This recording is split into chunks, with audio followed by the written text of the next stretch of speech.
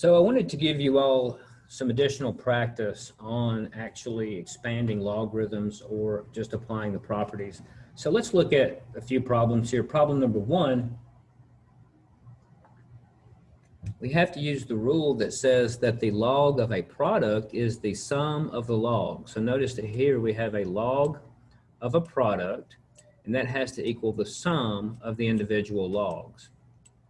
And this is just an application of the expansion formula, the log. I'm going to use natural log. I like to use that one. Doesn't really matter which one you use, honestly, but I'm going to say the natural log of A times B. That can be expanded to the natural log of A times the natural log of B. I'm sorry, the natural log of A plus the natural log of B.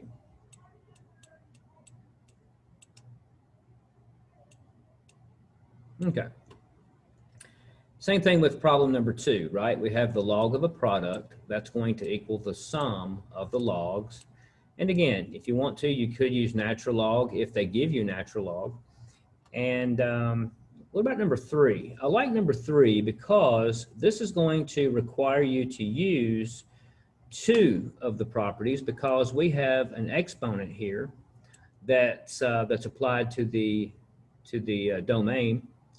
And the first rule says, the power rule says that you can take the exponent down.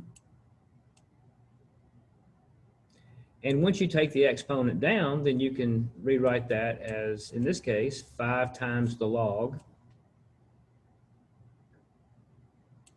of 6/11. Now, when it comes to solving our exponential problems, this is probably the property that we use the most because sometimes we'll have a power of x there and we will need to somehow figure out how to bring that x down to ground level, and that property will help us to do that. Now notice that 5 is multiplied by this entire thing, right? And I can rewrite this part inside brackets as the log of 6 minus the log of 11. And of course, the 5 will then be distributed across. So that would give us 5 log 6 minus 5 log 11. So what did they do on number 4? Well, the first thing they did was they said, well, this is the log of a product, which means I have to write this as the sum of the logs. So if you write this as the sum of the logs, that would give you log 3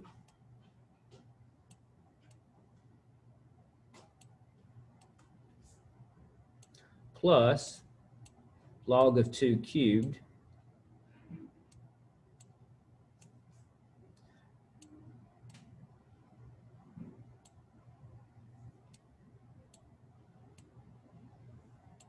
and we know that since we have an exponent here applied to the 2, I can actually drop that exponent down, and that's where they got 3 log 2.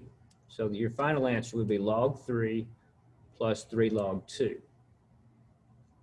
If you look at number 5, same thing, right? They took the 4 down to the front, and then they just subtracted. Let's see exactly how they did that. Notice that you have log of 2 to the power of 4.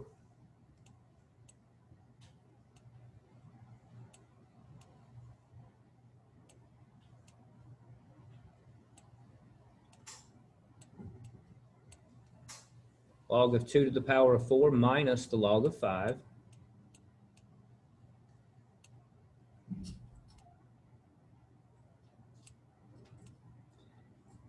And this property basically says that the log of a quotient is the difference of the logs, which means if you are dividing here for the domain value, you can write it as a difference problem. And then, of course, since we have an exponent here, we can bring that exponent down to the front, and that's where they got 4 log 2, and then they just subtracted log 5. Now, what makes this one different is that this 6 here is applied to this entire domain. On the other problem, the exponent was only applied to the numerator, so that makes it different. So they went ahead and just dropped the 6 down to the front. That gave them 6 log of 6/5.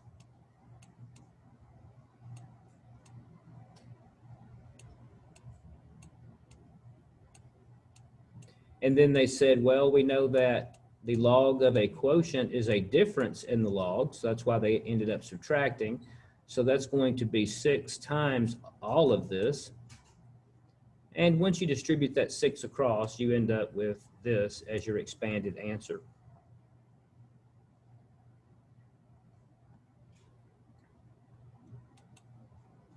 Let me skip down and look at problem number 11.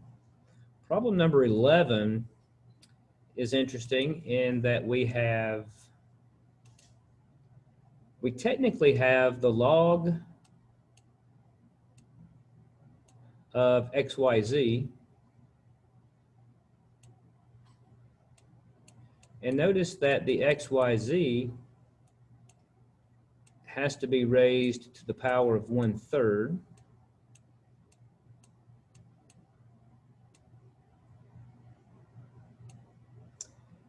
And once we write it that way, then we can actually bring the exponent down to the front, which gives us 1/3 the log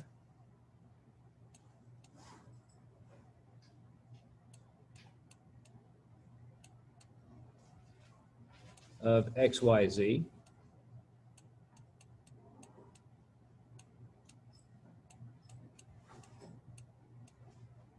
And we know that the log of a product is the sum of the logs. So all they did was they rewrote log XYZ as the log of X plus the log of Y plus the log of Z. And then they just multiplied 1/3 times all of those.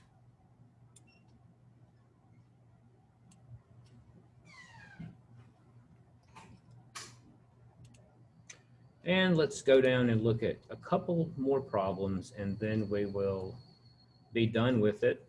Let's look at, for example, problem number 22. How could we rewrite this? Well, we have a difference, right? We're subtracting here. And that lets me know that we must be dividing, right, in order to subtract the log. So this looks to me like it started off as log log base 3. And it looks to me like the numerator of the fraction would be u, and the denominator would be v to the power of 5.